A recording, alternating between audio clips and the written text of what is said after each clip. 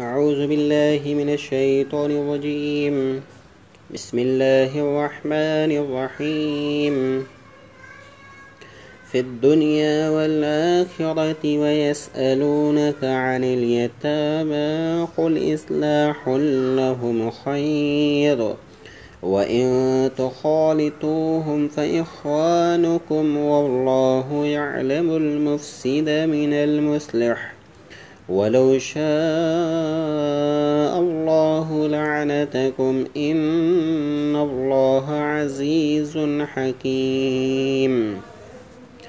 ولا تنكحوا المشركات حتى يؤمن ولا أمة مؤمنة خير من مشركة ولو عجبتكم ولا تنكحوا المشركين حتى يؤمنوا ولعبد مؤمن خير من مشرك ولو عجبكم أولئك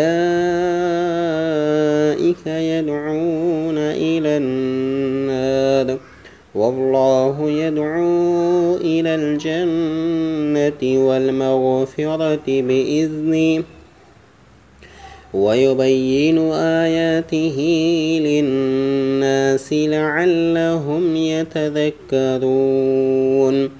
ويسألونك عن المحيض قل هو أذى فاعتزلوا النساء في المحيض ولا تقربوهن حتى يطهرن فإذا تطهرن فأتوهن من حيث أمركم الله إن الله يحب التوابين ويحب المتطهرين.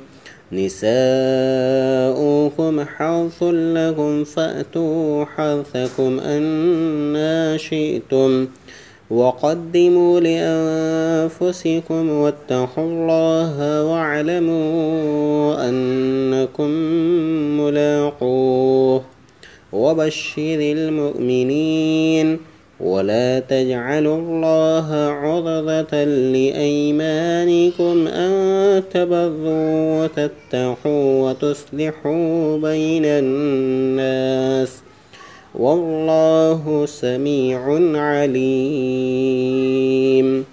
صدق الله العظيم.